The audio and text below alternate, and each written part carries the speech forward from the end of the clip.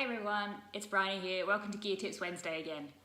Now today I was planning to do a video on shelter systems, but it's pretty miserable and wet outside. And then I thought actually that's probably the perfect conditions to do a video on shelter systems. So bear with me, I've taken some videos outside and now I'm going to try and do the voiceover over the top.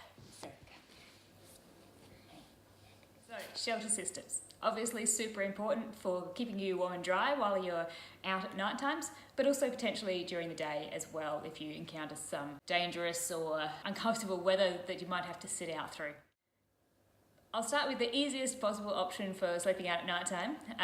In America this is known as cowboy camping, which is basically when you just put a ground sheet on the ground and then on top of that you put your sleeping mat and your sleeping bag and you really just sleep out under the stars. Obviously great if the weather is perfect and you want to lie in bed at night checking out the stars, then it's pretty easy, pretty comfortable. I'm not a huge fan of this because, well, Australia's got way too many creepy crawlies and I'm allergic to mosquitoes as well, so I like to have a bit of insect protection along the way. Now second up here is a tarp shelter. Now I don't have any fancy hiking tarps, so this is just a standard old blue tarp I pulled out of the car. So the great thing about a tarp is you can set it up in so many different styles and variations. Now I don't do a great job because the tarp is actually too big for my backyard, so it's a little bit saggy, but you can imagine if you have a couple of poles or a couple of trees.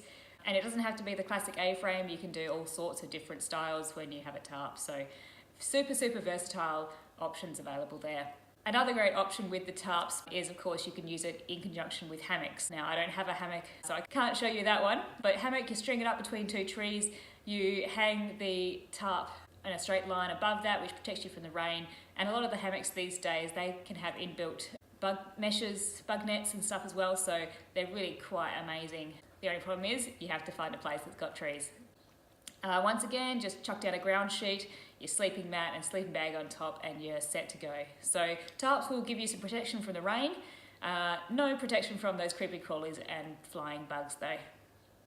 Okay, so next up on my little video here is my two-man tent.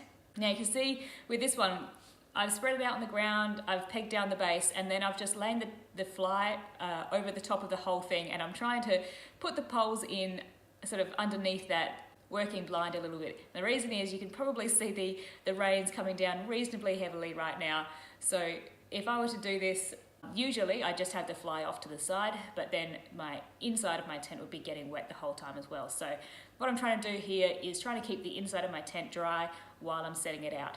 This tent has a number of poles in a sort of crisscross formation, a little bit like you see in your typical dome tents. It does make for a very strong and very stable tent.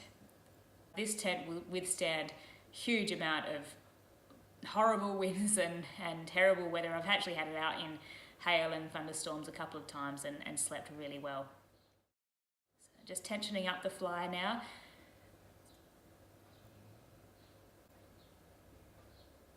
Making sure it's all nice and tight and taut. This tent, doors open at the front. You can see it creates a nice little veranda, a little vestibule, as they call it in the tent world. So here's a bit of a close-up of the two-man tent. And as you can see that the outside fly, which is the outer layer of tent, is held quite tight and quite taut away from the inside material, because if the fly is touching against the inside tent, that means that the water is much more likely to pass through it and then you might get wet.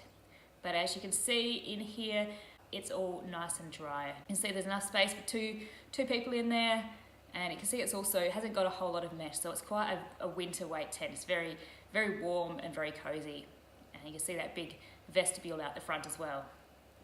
We're going from a two-man tent down to a one-man tent now. This one, I really love it because it is a true freestanding tent. So what I mean by that is that you can set this tent up without any pegs at all, and it stands up really nice and taut by itself. It has this one pole with these sort of triangular connectors at either end, which create that sort of 3D shape to it. And then the beauty of this one, instead of having to feed it through tubes along the tent material, it just has clips which is much easier to manage. And then one little crossing pole gives you a lot of extra room in your headspace area as well. I'm doing this over under the veranda because obviously it's still raining pretty hard, and so while I've got the shelter I might as well use it. Next up I've got the fly, which I'm just putting on top, and then I can just pick the whole thing up, move it over, move it here, no, over here, over here, here's good, yeah. And then it's just pegging down the outside. So great thing about this tent is the corners will actually peg to the bottom of the poles, and then the sides just get pegged out with four pegs. So it's quite an easy setup, this one. So once again, as with the other tent, just pulling it nice and tight. The key thing when you're setting up a tent is make sure everything is taut and tight. So by having everything nice and taut, that means that when the winds pick up or when the rain picks up, it protects you even better. So you can see right now, I'm just going around tensioning all of those adjustment points, and you can see it's all lovely and tight there. So this tent just has the single door as well, but it's on the side. Oh, hello Lisa girl. Okay, so here's the mod tent.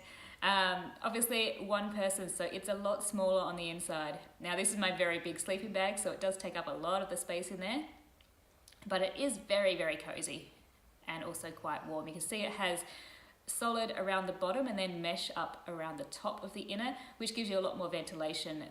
So you can see also there, the seams of the fly follow the lines of the poles really closely. It's also a really good way to make sure that you've set the tent up correctly. If your seams on your fly follow those poles, then you've done a good job. Okay, finally is my last tent. This one is a super, super quick setup. Just 2 pegs and 1 pole in the middle. Over it goes, plug in the end, and then just need to tension it, as always. So this tent's got 2 doors, 1 on each side, which means if the rains are coming one way and then they change direction during the night, you can still get in and out on the sheltered side, which is really lovely. It's got 2 vestibules, one on each side as well, which is great. Gives you a lot of extra space. This one is quite a bit more spacious than the mod. It's made of a much thinner material as well, which is, you can almost see that thinness in the tensioning of the material. So because of the shape of this one, you can see it's very narrow down either end. You can imagine in really strong winds, this actually holds up really well because the winds hit at the small end and then just sort of follow around. I've added an extra little bit on there so that I can clip my pole into it to turn it into a little veranda. Just a little modification I've made. And you can see the inside of there. This one has an all mesh liner, so it's nice and breathable. I also have another liner for it, which is mostly solid for those cold, cold nights. There's enough space above my head there for my rucksack and some of my gear down the side of my sleeping area as well.